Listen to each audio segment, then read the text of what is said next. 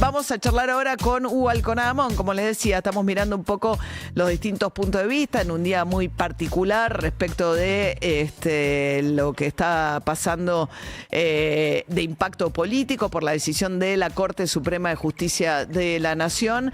Hugo escribió una nota hoy en el Diario de la Nación que me interesa mucho hablar acerca de qué le dijo la Corte a los planteos de Cristina Kirchner, ¿no? Esas 27 páginas, ¿de qué se tratan?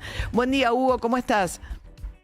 Buen día, María. El gusto saludarte. Buen día, jefa, y buen día, equipo. Buen día. Buen día.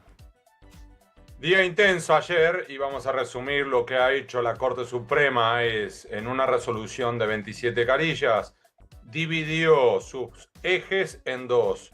Por un lado, sobre el fondo, y por otro lado, sobre la forma. Si querés, lo explico. Vaya. Si A querés ver. lo explico, por favor, para eso estamos, dale.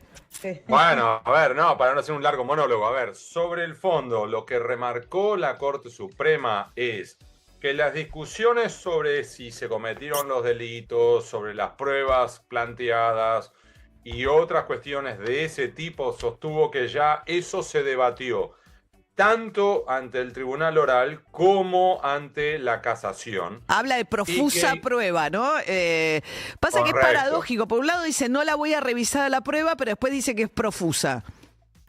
Porque lo que plantea es, a ver, ya hay profusa prueba sobre toda esta discusión. Eso ya se discutió en Tribunal Oral y ante la Casación. Y plantea, y además la defensa no logró demostrar que acá hubiera, por ejemplo, una arbitrariedad que merituara que se involucrara a la Corte. Y voy a explicar qué significa la arbitrariedad.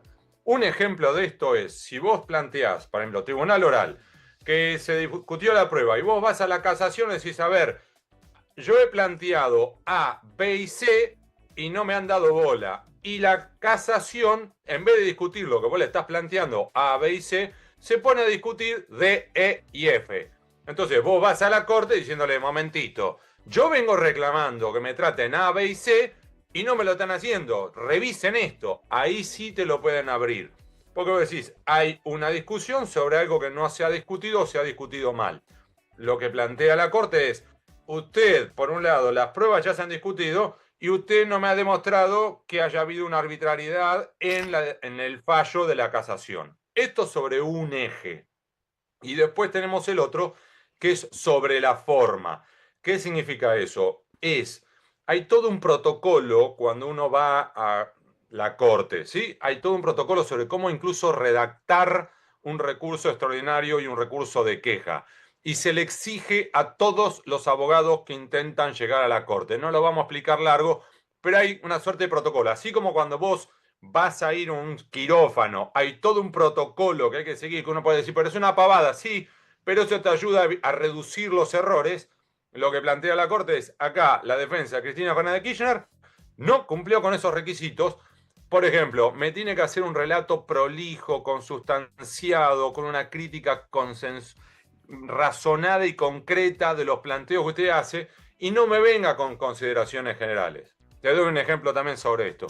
Si usted me va a recusar a uno de los jueces, usted me tiene que decir, por ejemplo, Hugo Alconada y María O'Donnell se conocen hace 20 años, son amigos y además trabajan juntos en Radio Urbana. Por lo tanto, yo tengo temor que haya un vicio de parcialidad en el caso de María con respecto a Hugo. Eso es una variante. Ahora, si va a ser ambos son argentinos, y sí, hay otros 45 millones de argentinos involucrados en esta historia. Bueno, pero Cristina Entonces, Kirchner le decía un poco más de son argentinos, ¿no? La defensa de Cristina Kirchner Bueno. decía, Ercolini viajó a Lago Escondido, pago por el Grupo Clarín, fue el que reabre la causa.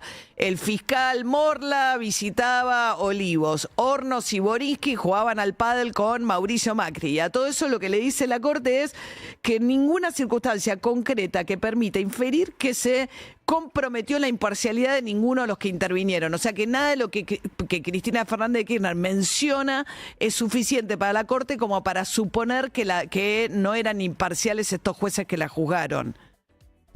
Entonces, en esa consideración, como vos bien decís, María, hay distintos planteos por los cuales se le objeta a la Corte Suprema ahora, pero al mismo tiempo la Corte considera que acá ya todo se ha revisado que no hubo un supuesto de arbitrariedad y que por lo tanto se considera que esto queda firme. Estamos hablando en definitiva de, según la Corte Suprema, que se ha probado que ha habido un delito de administración fraudulenta en perjuicio del Estado y en beneficio de la propia Cristina Fernández de Kirchner. Hugo, yo tengo una pregunta. ¿Vos qué sensación te deja? Porque uno ve, digo, una decisión de estas características, con este impacto, ¿no? Obvio que hay un principio de igualdad ante la ley, que no importa el rol que ocupes, si cometes un delito tenés que ser condenado, ¿no? Pero en las circunstancias en las que esto ocurre, el timing en el cual ocurre, con 3 jueces de la Corte Suprema, los trascendidos que hubo previamente, los puntos que Cristina Fernández de Kirchner plantea sobre quienes intervinieron a lo largo del proceso, ¿vos crees que es un proceso, digamos, judicialmente sólido? A ver, acá estamos hablando de un proceso que ya ha sido abordado por 13 jueces distintos, por al menos 7 fiscales distintos, en al menos, primera, Cámara, Tribunal Oral, Casación y Corte, 5 instancias distintas, con lo cual el plantear que acá hubo una suerte como de, no conspiración, pero una persecución dirigida con 13 magistrados distintos, con 7 fiscales en 5 instancias distintas, es un poco mucho. Al mismo tiempo, podemos afirmar, decir, el timing. ¿Y cuál era el timing correcto?